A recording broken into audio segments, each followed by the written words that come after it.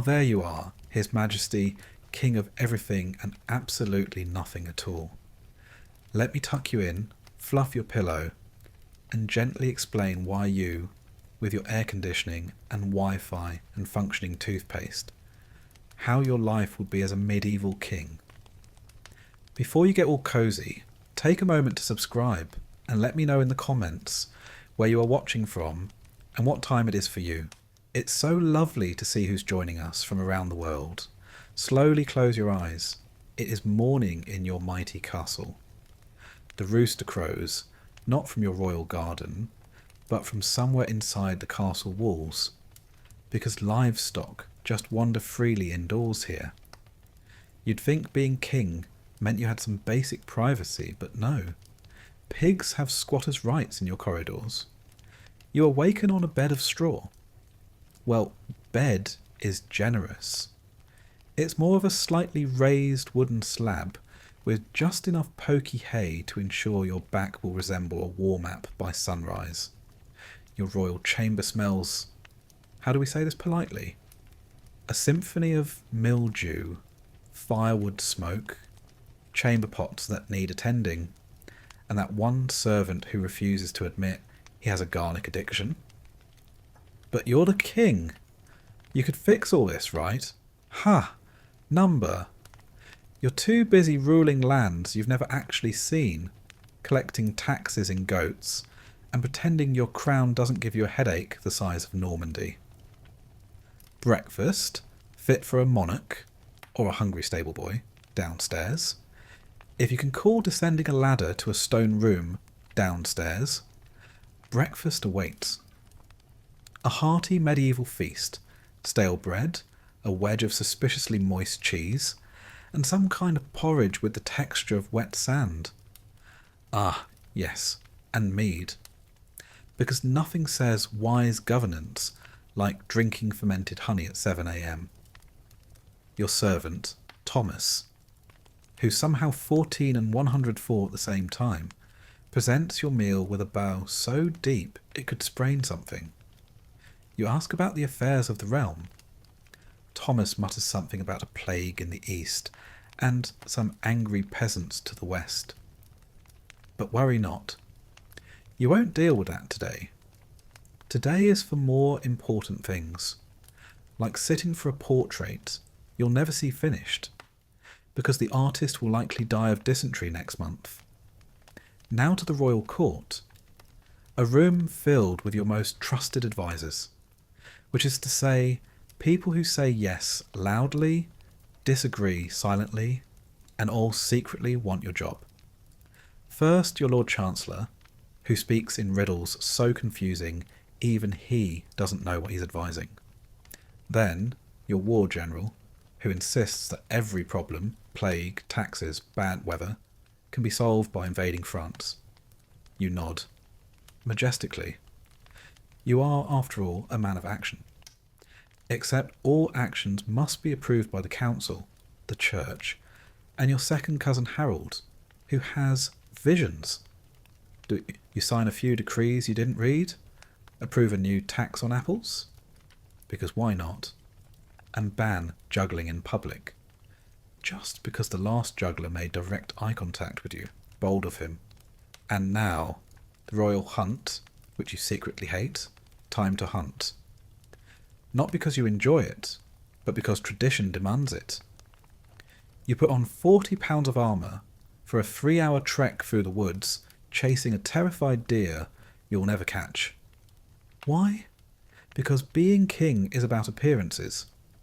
And nothing screams power like almost falling off your horse while your nobles pretend not to laugh. Lunchtime in the Hall of Echoes. Back at the castle, lunch is served. A suspiciously grey stew, bread so hard it could be weaponised, and something that might have been a vegetable 3 weeks ago. Entertainment arrives. A bard with a lute, singing tales of your bravery, most of them made up. One even claims you slew a dragon. You let it slide, honestly. It's the best press you've had in years. Afternoon duties, mostly avoiding work. Afternoon is for governing, but mostly it's for sitting in your throne room while peasants line up to complain. My cow's possessed. My neighbour's well is too loud. There's a ghost in the privy. You nod, you mumble, we shall see to it. And you make mental notes to never visit any of these people. Your scribe writes down everything in a language no one can read, including him. Once a week, you are, after all, a medieval man of hygiene. You take a royal bath.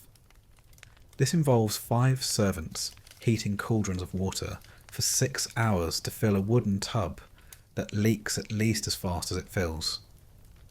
You sit in the lukewarm water while someone scrubs you with a cloth that used to be white in a past life. You feel almost clean, briefly. Then you remember your robes haven't been washed since your coronation. Let's talk about the royal dinner that might kill you. This is no joke, my dear. Ah, yes, dinner time. That sacred hour when the nobility pretend they're above the peasants, even though everyone is one bad oyster away from the afterlife. You step into your great hall, called great, not for its architecture, but for its sheer ability to echo absolutely everything. The acoustics are so unforgiving that even a discreet royal burp can bounce off the stone and be heard by your ancestors. The feast begins. Hold your nose, Majesty. Your feast tonight is prepared by the royal cook, a man who hasn't tasted anything since he licked a cursed spoon 3 winters ago. But that doesn't stop him from piling your table high with things that look edible. From a distance, there is a boar, a whole boar. Its teeth are still in, and it's smiling at you like it knows what you did last summer. Next to it, pies. So many pies. Meat pies, fish pies, bird pies. No one's really sure what's in them. Honestly, even the cook isn't entirely sure. But the important thing is that they're decorative. And as a king, you don't eat for sustenance. You eat for optics. There is also bread. Several types. All of them hard enough to chip royal enamel. And ale. So much ale. Because clean water is a sorcerer's dream. And wine is for Italians. The entertainment, God help us all. A juggler enters. Not the one you banned this morning, his brother. Apparently he's heard that your court is open to performers again. He juggles knives but drops one. Into the roast swan. No one reacts. This is the 3rd time this week. Then comes the minstrel. He plays a sorrowful tune about love lost, crops failing, and how noble King Yu, yes you, once won a battle in his sleep. You have no memory of this battle, or this minstrel, but you nod anyway, because it sounds impressive, and you are above fact-checking. A noble woman coughs politely. The whole room freezes. Is it plague? A passing tickle? Or perhaps she merely inhaled some torch smoke. Either way, the court physician, who believes in balancing humours by bleeding people out, suggests she be quarantined in the tower. She was only visiting from 2 castles over. She won't be leaving. Conversations with the nobility, endless joy, you engage in small talk. Which is to say, you sit there while other people try to impress you with tales of hunting, scheming, and how many peasants they own. One noble boasts he made a chair entirely from antlers. Another says he's building a moat, but filling it with angry pigs instead of water. You pretend to care. Your queen sits beside you, regal, poised, beautiful. She hasn't spoken to you since your wedding 3 years ago, but that's because she's French. And you're, well, not. You raise your goblet, she raises hers. It's love, medieval style. Your food taster, the unsung hero. Before you eat anything, the royal food taster leans in dramatically and takes a bite. His name is Cedric. He survived 12 poisonings, and he now twitches every time someone says gooseberries. A brave man, or a deeply traumatized one? Possibly both. Tonight, he lives, which means you can eat. You bite into a drumstick that might be chicken, might be pheasant, might be something else. It's gamey, but you smile. You're the king. This is what kings eat. Bones and all sometimes. A toast to absolutely nothing. You rise to give a toast. Your nobles cheer. They love to cheer. It distracts them from the rats under the table. To peace, prosperity, and minimal rebellion this season. Raucous applause. Someone falls off a bench. That's Lord Bertram. He's had 6 goblets of mead, and is now loudly professing love to a flagon. You sit back down. You're full. Or nauseous. It's hard to tell the difference anymore. The nightcap and the whispering walls. As the feast dies down, you retreat to your private chambers. Not for sleep yet. No. First there's counsel, which means listening to your spymaster whisper secrets behind a curtain like some dramatic owl. Apparently, someone is plotting against you. Again. Possibly your cousin, or your brother, or your brother's horse trainer. Honestly, it's hard to keep track anymore. You nod sagely. You will look into it, which means you'll forget about it until someone is beheaded by accident. Night falls. And so does your peace. You strip off your royal robes. Not alone, of course. There are at least 3 pages in the room, awkwardly pretending they're not judging the king's sock holes. You climb into bed. Straw pokes your shoulder. A breeze wafts in through a window the architect called ventilation, but is really just a hole in the wall. As you close your eyes, you hear the distant scream of a peasant, or a goat. Hard to tell. Either way, it's not your problem tonight. You're king, ruler of mud, men, and mead, and despite the parasites, the plots, and the indigestion, you reign. You wake with a groan. Not because you're weary. Oh no. Because your knees sound like a knight armour in a windstorm. Welcome to medieval royalty, where arthritis is inherited, not earned. As king, your rule is not merely political, it is divine. Hand-picked by God himself, apparently. Though God didn't consult you before dumping this job into your lap. But who are you to question heavenly HR decisions? You're the chosen one. The sacred bridge between heaven and earth. A holy vessel through which justice flows. A holy vessel that, incidentally, forgot to bathe last week. Morning prayers, half praise, half please. You're escorted to the castle chapel. There, your court chaplain, Father Ulrich, who hasn't smiled since the Second Crusade, leads you in prayer. O Lord, bless our king with wisdom, strength, and the ability to pretend he understands Latin. You nod solemnly. You're very spiritual, especially when you need to justify raising taxes or invading people who can't read maps. After prayer, Father Ulrich asks if you'd like to confess your sins. Do you? You smile. Not today. You'd be there all week. Time to check on your gold. You descend into the royal treasury, a room that smells like mould and ambition. Chests are stacked around, like drunken pirates had a garage sale. But before you get excited, know this. Your coffers are not overflowing. They're underwhelming because gold has a way of evaporating. Especially when your nobles keep borrowing it, your wars keep losing it, and the royal jester somehow convinced you to fund a puppet opera. The royal treasurer, Sir Ethelbert, a man with the social grace of a door hinge, gives you a summary. We are, let's say, fiscally challenged, which is code for you're broke, again, marvellous. The divine dilemma, to smite or not to smite. As king, you are the law. But laws are bendy things, like reeds in the wind. or nobles in the face of bribes. A messenger brings news. A nobleman has burned a village over a pig. A bishop is accusing said nobleman of heresy. The pig somehow is now being tried in court.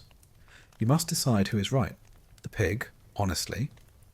You sentence the noble to a week in the stocks, symbolic, obviously, and declare the bishop deeply wise for now. The pig is released with honours. Later, you attend a religious procession. You ride at the front on a horse that hates you, waving to peasants who hate you slightly less today because the sun's out. You're expected to smile and wave and not mention the heretical texts you were reading last night under your sheets. They were purely academic, you swear. Your relationship with the church is delicate. Too much piety, and the nobles think you're soft. Too little, and the Pope sends you a strongly worded scroll, or worse, an excommunication basket with no cheese. The Archbishop arrives. So does the headache. Yet the Archbishop pays a visit. A man so self-important, he makes peacocks look humble. He insists on speaking in Latin. You nod thoughtfully. You understood maybe 4 words. 2 of them were et and amen. He demands more land for the church. You remind him you're out of land. He reminds you that God isn't. So you give him a swamp. He blesses you, through gritted teeth, the royal physician, bleeding you dry, literally midday now, and your gout is acting up. You summon the royal physician, a man whose answer to everything is more leeches. Your Majesty, your humours are misaligned. Yes, your humours. Apparently, your health depends on balancing bile, phlegm, blood, and something called melancholy, which sounds like a boy band. You agree to a light bleeding. He pricks your arm with something that looks like a rusty spoon and assures you the dizziness is divine clarity. You're 90% sure you saw your ancestors waving. Dinner? Again? Already? Another feast? Smaller than last night. Only 14 courses this time. Tonight you eat with the clergy. So it's mostly fish, passive-aggressive prayers, and side-eyes about your worldly habits. The bishop asks if you've considered celibacy. Your queen coughs into her goblet. You ask the bishop if he's considered minding his own divine business. Night falls. And so do your illusions. Back in your chambers, you take off your crown. It's heavy, not metaphorically. Physically, it's pure metal. Your neck cracks every time you remove it. You look into the cracked bronze mirror. Your face is tired, but regal. Or regally tired. Same difference. You're the king. You're divinely appointed. Universally respected. Mildly feared. Often mocked, occasionally obeyed, but you are king. And tomorrow, you get to do it all again. The sun rises again. Because it has no idea what's going on in your kingdom. And frankly, neither do you. You wake to war. Or at least a strongly worded letter. Another day, another war. A messenger burst into your chamber at dawn, pale, sweaty, and dramatically out of breath, as is medieval tradition. He presents you with a letter sealed in crimson wax and unnecessary drama. The King of Westumbria, your second cousin twice removed and spiritually never invited to family dinners, has decided he wants your land. Again. You stare at the parchment. It's full of phrases like righteous conquest, ancestral claim, and you slept with my aunt. You sigh. War it is. You convene your war council. They arrive in full battle gear. No one's leaving the castle today, but they do love a fashion moment. Sir Godric, your general, immediately recommends a full frontal charge on horseback. He recommends this every time, including during a flood. Your treasurer says there's no money for a war, unless you melt down the royal chamber pot collection. The court astrologer believes Mars is in retrograde and suggests waiting for a better lunar alignment. You nod, because that makes exactly as much sense as fighting your cousin over a cow field. In the end, you send a small army. Just enough to look brave, not enough to miss dinner. Weddings, a battlefield of perfume and alliances. Meanwhile, you are also expected to marry off your daughter. She's 14, fluent in Latin, and can recite every noble scandal by memory. Truly terrifying. You scroll through suitors like you're shopping for livestock. The Duke of Frogshire. Too old. Prince Ulrich of the Frozen Wastes. Smells like onions and rebellion. Count Frederick the Half-Wit. Well, the name says it all. Eventually you choose Lord Edmund, a dull but extremely rich man with one eyebrow and 4 castles. Your daughter is unimpressed. You remind her she's not marrying for love. She reminds you neither did you. And look how that turned out. Touché. The wedding day arrives with more flair than a comet crashing into a monastery. Guests flood the castle, mostly to gossip and eat for free. The bride wears a gown that weighs more than a horse. The groom wears a tunic with 300 buttons. It takes 2 squires and a prayer just to get him dressed. The ceremony is conducted by Bishop Baldric, who delivers a 90-minute sermon about holy union, divine obedience, and something involving sheep. No one follows. Everyone claps anyway. The couple kisses awkwardly. The nobles cheer. You raise a goblet and mentally calculate how much land you just bought with your daughter. A fair deal. The smell, always there, always unexplained. Later that evening during the feast it returns. That smell, it haunts the castle like a whispering ghost made of old cabbage and despair. You ask the steward where it's coming from. He suggests it's the moat, or the kitchens, or the dungeon, or the tax collector's cloak. You consider burning the whole castle and starting over. Instead, you order a sprig of lavender to be nailed to every doorway, including the outhouse. Nightfall, when the problems multiply. As you settle into your chambers, your spymaster arrives. Of course he does. Always at night, always in shadows, always smelling faintly of damp scrolls and paranoia. Your Majesty, your cousin's envoy may have bribed the butler. Of course he did. And someone's dog bit the royal falcon. Naturally. Also, the kitchen boys are fermenting mushrooms again. Perfect. You nod. You're too tired to threaten anyone today. You ask him to deal with it. He disappears into the dark, muttering something about strategic nudging. You don't ask. You simply slide beneath your £800 fur blanket and close your eyes. You are king, a bringer of war, weddings and weird smells. The world may crumble around you, but as long as your crown still fits, you reign, morning again. You awake not to birdsong or harp music, but to the gentle screeching of your steward explaining you're going on progress. Royal progress, when a vacation means sleeping in someone else's cold, filthy castle. Every summer, or rather every year your nobles remember you exist, you go on a royal tour of your kingdom. It's not for pleasure, it's for optics. Apparently, the people like it when their king walks among them. Which is strange, considering your mere existence raises taxes, diseases, and the price of turnips. You are packed into your royal carriage, a wooden box with wheels and exactly no suspension. Every rock in the road becomes a religious experience. Your back now pops like church incense. Your royal caravan, circus or procession. You decide. Your entourage includes 3 cooks, one of whom cannot cook, 12 knights, all secretly competing for loudest armour, 27 courtiers, none of whom you invited, and your jester, whose entire job is being exhausting. Oh, and a priest, just in case someone dies. Spoiler, someone always does.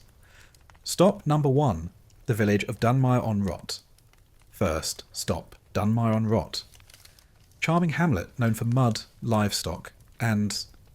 Nope, that's it. The peasants gather in a chaotic clump.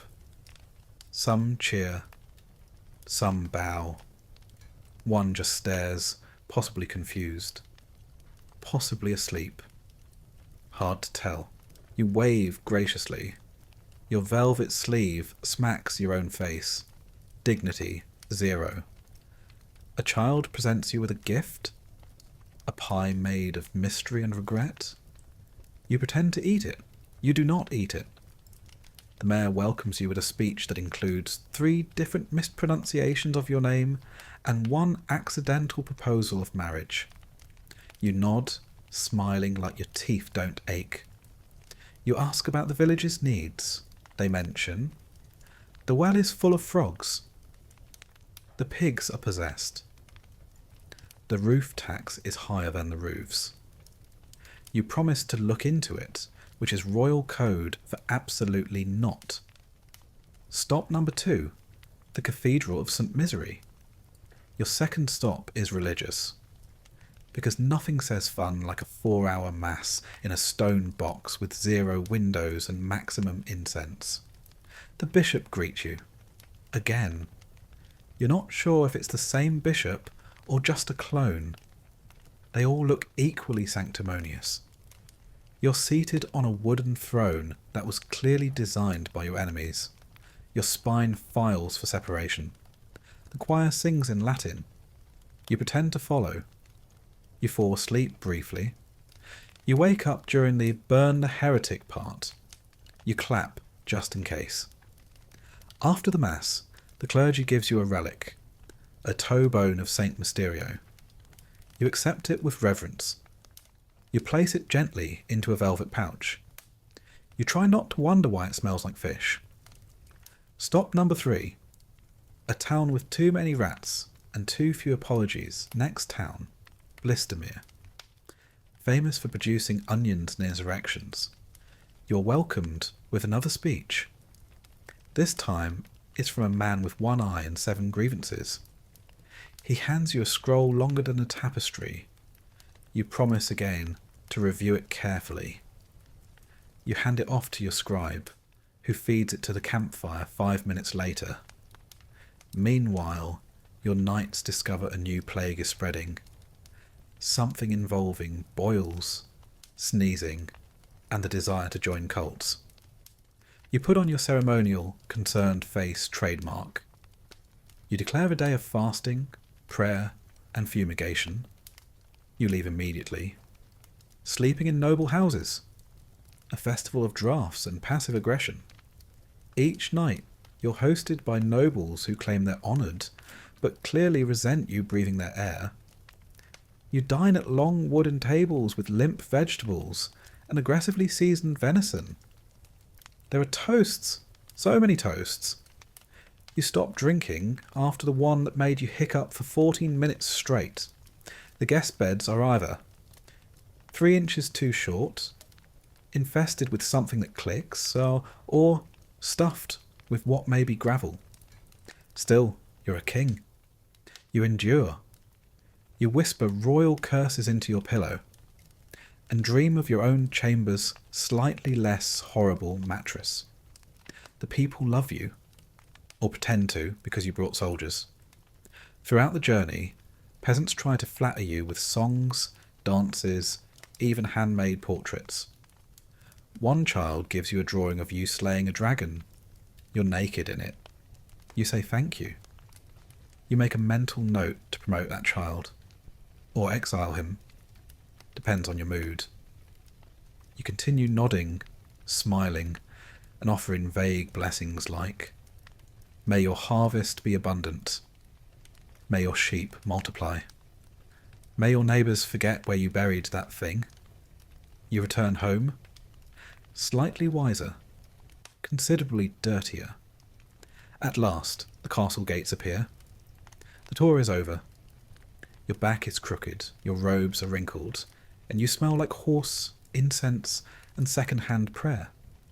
You dismount with a grunt that echoes off the stone walls. The people may be slightly happier or slightly confused. But you, brave king, have survived another royal progress.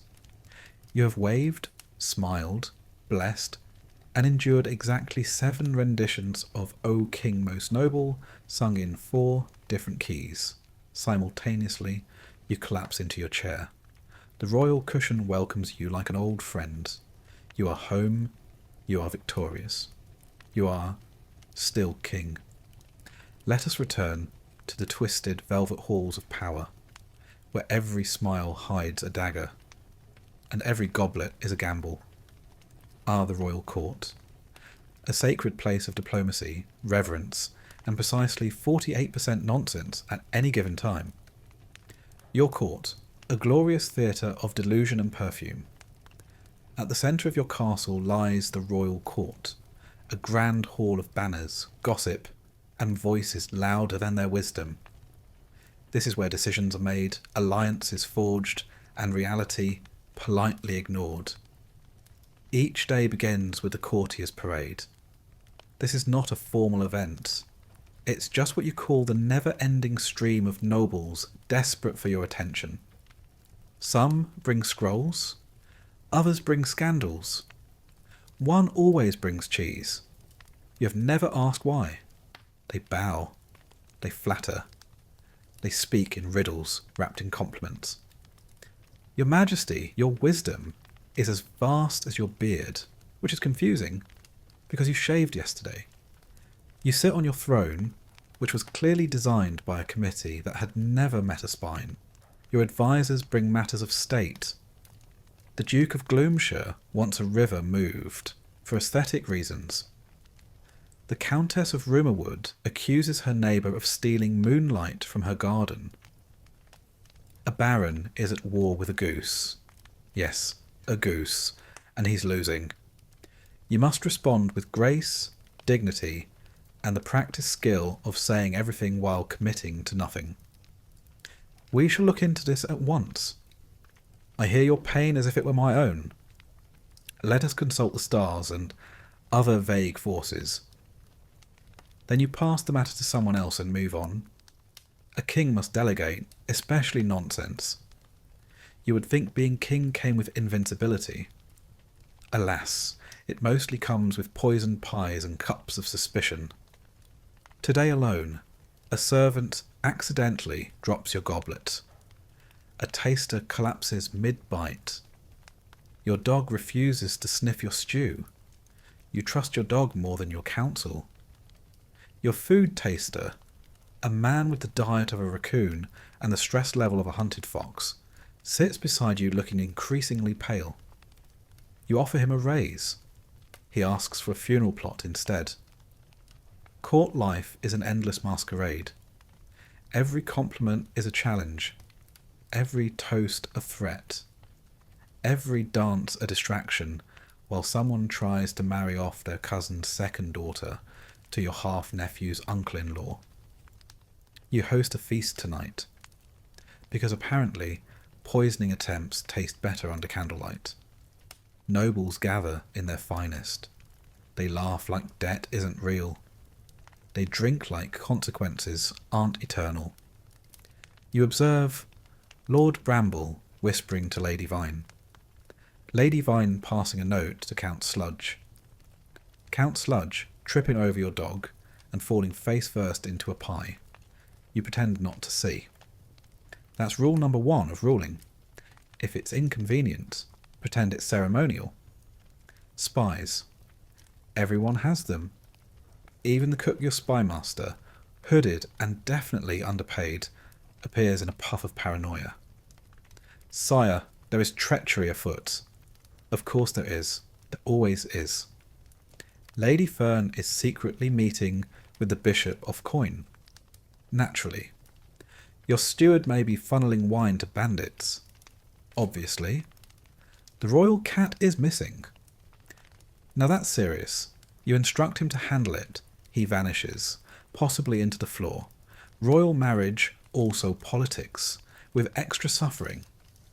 You're reminded frequently that your marriage is a political alliance. This explains why your spouse only speaks to you during official ceremonies or when pointing out your many flaws. Tonight, they sit beside you at the feast, sipping wine and ignoring your existence with royal elegance. Still, the nobles are watching, so you nod, you laugh, you toast to love eternal, while both of you mentally prepare your passive-aggressive letters to each other's kingdoms. Ah, romance, justice, when you must pretend to care about fairness. Each week, you preside over Royal Judgment Day. It is neither quick nor merciful. Today's cases. A farmer accuses a monk of stealing chickens via prayer.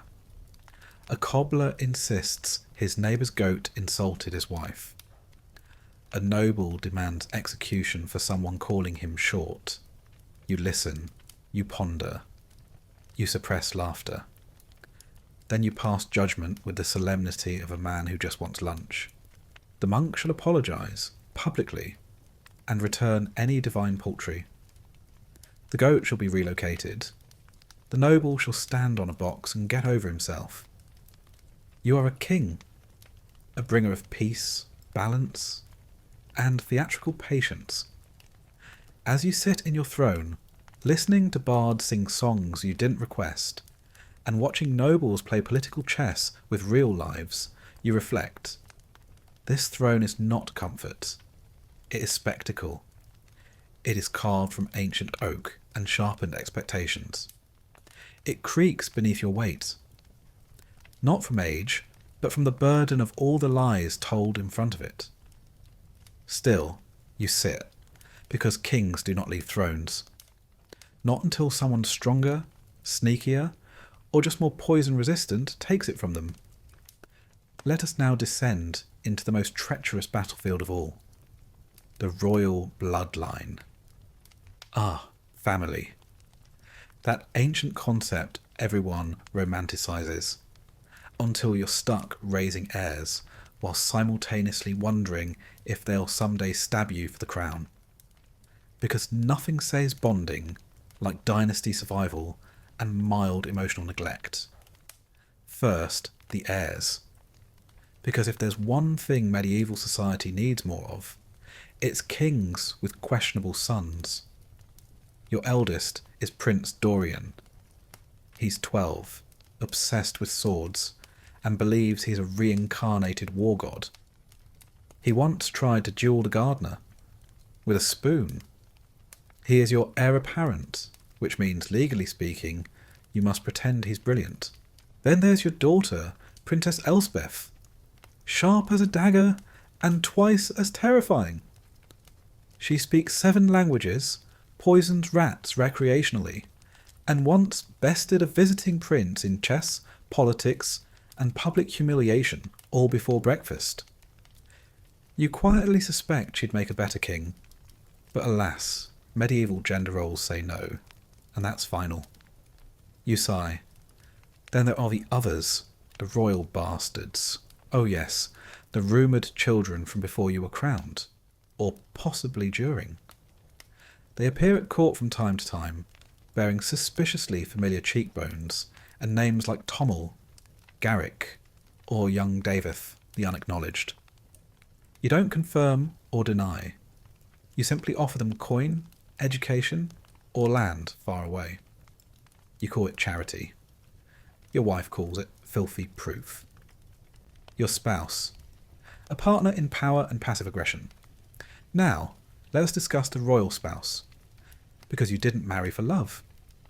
You married for land and wheat quotas. Your partner is regal, polished, and entirely disinterested in you as a person, which is mutual. Your interactions are mostly signing joint decrees, arguing about wedding dowries, and appearing at feasts where you hold hands like strangers on a stage play. At night, you sleep in separate chambers. Occasionally, you share a corridor. Passion is dead. Politeness lives on with the bitterness of reheated porridge. And yet, there is loyalty. Not affection, perhaps, but an unspoken agreement not to poison each other this week. Once a fortnight, you gather for a royal supper. It's mostly silence, subtle jabs, and the occasional exploding goblet, someone still trying to poison you probably. Your heir asks when he can command troops. You say, when you can spell command. Your daughter critiques your last treaty as strategically embarrassing. You feign pride and fear. Your spouse nods politely and mentions that the roof in the West Wing leaks onto their tapestry collection. You all pretend to be normal, like peasants, except with more silverware and deep-seated resentment. Inbreeding, the elephant in the royal room, and the family tree. Let's not avoid it. You've married your cousin, or your aunt's cousin, or your cousin's cousin's niece through marriage. Who knows anymore? The family tree is less a tree and more a reef, a circle of recurring jawlines and questionable genetics. The royal physicians insist it's fine. The court painters just change the portraits every few years so no one notices the eyes are migrating. You hope the children survive, or at least don't develop a second toe on their forehead. You commission tapestries showing your lineage back to some mythical hero. You leave out the part where that hero also married his half-sister. Because history is flexible when you're the one commissioning it. Let us not forget your siblings, the people most likely to either betray you, beg for land, or both. Your older brother joined the clergy for peace, then tried to raise an army of monks. Your younger sister was married off to a foreign duke, and now writes letters full of veiled threats and goat metaphors. Your cousin Cedric keeps accidentally being near your hunting accidents. Each one swears loyalty. Each one names their child something dangerously close to yours. You smile, you host them, you never let them sit behind you. Every moment of family life is haunted by one question. How will history remember you? Will you be King Eldrin the Merciful? Unlikely. King Eldrin the Miserable? More accurate. Or simply that one with the goat treaty and the screaming children? You must ensure your line continues, that your name lives on, that your heirs are wise, brave, and, preferably, not you. So you commission scribes to write heroic tales. You pose for statues. You start pretending your children's tantrums are early signs of leadership. Because one day you will die, and your children will stand where you stood, wearing your crown, making your mistakes, and blaming you for everything. And that, Your Majesty, is the grand tradition of royal family. Let's talk about war, shall we? Ah, yes. Glory, honour, steel, and a whole lot of utterly preventable chaos. Because as a medieval king, peace is a brief pause between overly dramatic declarations of war over cows, borders, or someone's third wife's cousin sneezing during a treaty. It starts with a message. A scroll arrives, sealed in wax and wrapped in arrogance. The Duke of neighbouring land accuses your knights of trespassing on his goat fields. You respond with your own scroll, in which you accuse his goats of international espionage. The scribes spend hours adding flourishes and passive-aggressive phrases like, with all due respect, and may your sheep grow less suspicious. Then comes the official declaration, read aloud by your herald, who's basically a medieval hype man in tights. To the most disrespectful, stubborn, pudding-faced Duke of neighbouring land, His Majesty King Eldrin doth declare war. The nobles cheer, the peasants sigh, your wife begins drafting condolence letters in advance. Contrary to heroic ballads, war begins not with swords clashing but with spreadsheets. You must draft levies from the countryside. Farewell, wheat harvest. Sharpen swords, the ones not currently used as fireplace pokers. Order new armour for Sir Reginald, who ate his last set. He was drunk, again. Debate whether your warhorse should wear gold-plated barding, or just look humble. You consult your general, a man named Godric, who hasn't blinked since 1307. He recommends a blitz manoeuvre. You nod solemnly, pretending you understand anything beyond try not to die. Your army, a glorious mass of dirt and questionable hygiene. They gather in the field, thousands of men, ready to kill or die for a king they've never met, and a land they'll probably never own. You ride past them in shining armour, waving nobly while avoiding eye contact with the guy coughing blood into his stew. Your knights are a rainbow of heraldry. Your archers look like they've been lost in a forest since birth. Your catapult crew is drunk. All of them. It's a bonding thing, apparently. Still, they cheer for you. Or at least they cheer for the bread and coin you're handing out. The first battle. Mud, screams, and deep existential doubt. The battlefield is nothing like the tapestries. There's no dramatic lighting, no inspiring background choir, just shouting, clanging, and a level of mud that suggests the gods themselves are weeping on your army. You remain at the rear, not because you're afraid, but because someone must strategically observe the proceedings from an elevated, non-lethal position. You hear your banner fall, then rise again, then catch fire, then get trampled by your own horse. Eventually someone yells, "Victory!" and you cheer, though you're not entirely sure who won. You ride onto the field afterward. The smell is unforgettable. So is the sight of Sir Gavin with a javelin through his hat, and no idea it's there. You thank the heavens. You declare triumph. You commission a painting that shows you dramatically slaying 5 foes with 1 sword. Pure fiction, but extremely flattering. War isn't all gallant charges.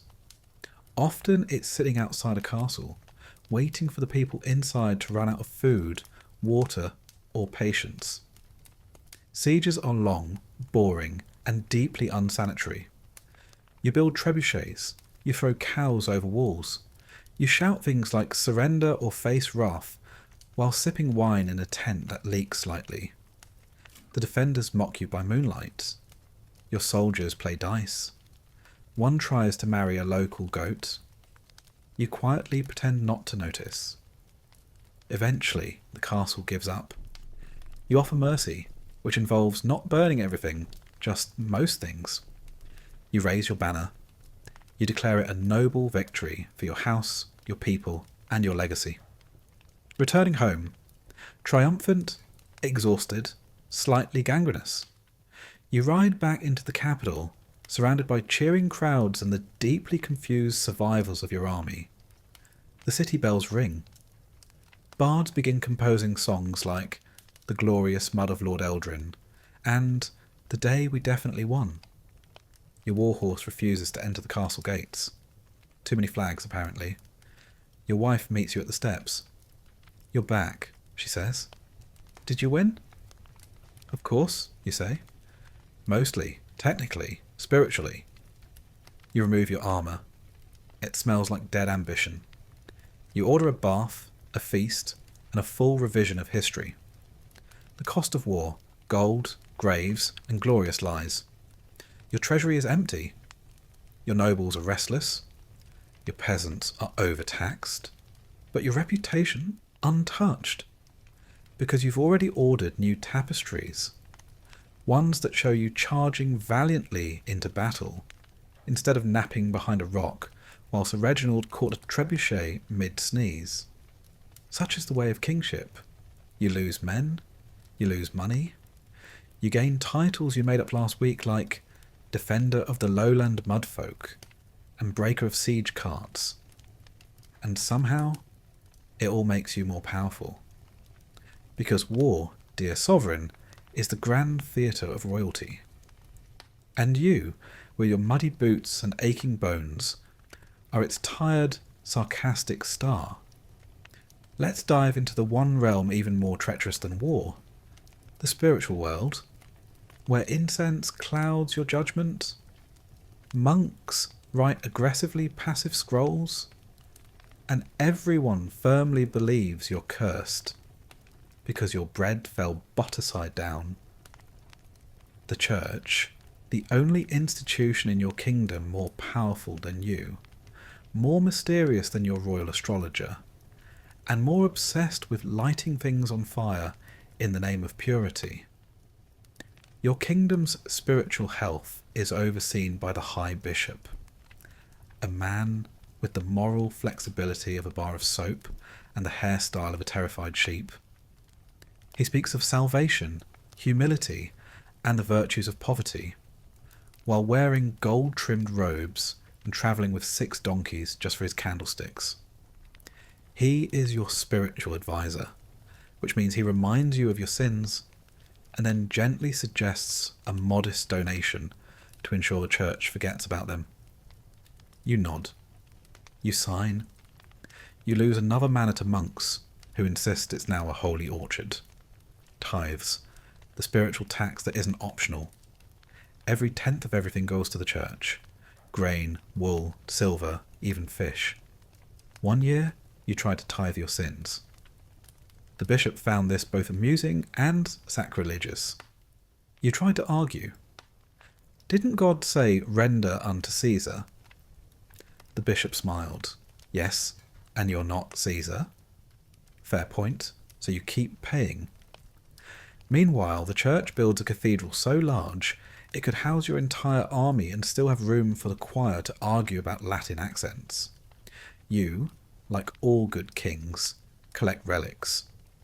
So far you've acquired a saint's toe, possibly a goat's toe, but no one dares say so. A vial of holy tears, distinctly lemon-scented. And a splinter from the true cross, which by current count has at least 2,000 identical siblings scattered across Europe. Still, the people love relics. They come from miles to stare at your holy collection, drop coins in baskets, and touch the toe while whispering to it about crop failures and suspicious rashes. You just smile, nod, and tell your treasurer to build another donation box. Science, dear king, does not exist. Not yet. What exists instead is a glorious soup of moon-based medicine, bloodletting, and if your cow dies, it's probably because you looked at the moon funny. Your physicians swear by leeches. Your barbers double as surgeons. Your court astrologer won't let you sign treaties when Mars is in retroflux, or possibly indigestion. A comet passes overhead. Obviously a sign from the gods, or a dragon, or both. You sneeze thrice during a feast. The servants immediately bring garlic, sage, and a chicken to ward off the plague demons. You dream of frogs. That means betrayal is near. Or you ate the wrong mushrooms. Every decision, every single royal decree must now be double-checked against. The stars, the monkish calendar, the opinion of a wandering mystic named Bramble Joe, who insists he can smell curses. When things go wrong, and they often do, there is one explanation the people will always accept. Witches. Crops fail. Witches. Rain won't stop. Witches. You stubbed your toe on a throne leg you've owned for 20 years. Witches. You've personally signed at least 12 execution orders for women whose only crime was knowing how herbs work, or owning a cat with suspiciously judgmental eyes. Your advisors say it's for morale. The church calls it purification. You call it Tuesday. Still, it's useful. If the treasury's low or the army's grumpy, find a heretic, or a witch, or a heretical witch who once said bread should be sliced vertically. Problem solved. Your own curse, the one you secretly believe in. Here's the truth, King Eldrin. You don't believe in most of it. But late at night, in the cold, candlelit quiet of your chamber, you sometimes wonder, am I cursed because your dog bit your royal scribe again? Your eldest son now wears chainmail to breakfast. Your beard has turned half grey, and you're only 42. And there's that weird dream you keep having, where a nun and a goat chase you through a maze of stained glass windows screaming, "Repent!" You've had 5 priests bless your bed, 2 monks chant over your soup, and 1 bishop recommend more sleep and less existential dread. It hasn't helped. So you light a candle. You whisper a prayer. You wonder if perhaps your grandfather made a deal with the devil, and if you're the unlucky inheritor of that cosmic bill. But morning comes. The roosters scream. The church bells ring. And you remember, you're a king, which means being both the most powerful and the most helpless man in the realm. Cursed or not, your job is to smile, decree, and keep the peasants from burning things on purpose. We now enter the grandest illusion of medieval rulership, courtly feasting and royal merriment, where laughter flows like wine, the nobles plot with buttered fingers, and every chicken leg may conceal a political trap. You'd think that as a king, eating would be simple. You'd be wrong. A royal feast is not just food, it is theatre, warfare, and competitive overeating disguised as etiquette. Every course served is a statement. Every goblet lifted is a diplomatic manoeuvre. Every burp, well, that could start a war, depending on who you're sitting next to. Your great hall, a place of echoes, intrigue, and pudding-based politics. It begins at dusk. The hall is lit with torchlight, casting dramatic shadows on banners that haven't been washed since your great-grandfather forgot what moths were. Long tables groan beneath the weight of dishes. Roasted peacock. Feathers replace post-cooking for flair. Boiled eels, because someone hates joy. 3 types of bread, 1 edible. And a pie so enormous it contains a live minstrel who will burst out singing midway through the second course. This apparently is entertainment. Your seat, the most dangerous chair in the kingdom. You sit on your throne-like dining chair, elevated above the crowd. It is carved from oak, stuffed with goose down, and extremely uncomfortable when you're trying not to look surprised at the eel pudding your cousin just offered you as a peace gesture. To your right, your queen, graciously pretending not to hate swan. To your left, your heir, chewing suspiciously on a candlestick. Before you, nobles, all smiling, all planning, all desperately trying to look like they're not planning something. The jester, madness in bells, and lo, the court jester arrives, clad in bright colours, armed with riddles, juggling apples that were last considered fresh sometime in October. He dances, sings, and whispers scathing truths in jest. My lord, why do courtiers carry knives? Why? To butter you up before they stab you, of course. Everyone laughs, especially the courtiers, nervously. The food, delicious, deadly, and probably coal feasts are long, as in 3 chickens, 2 sermons, and a lute solo long.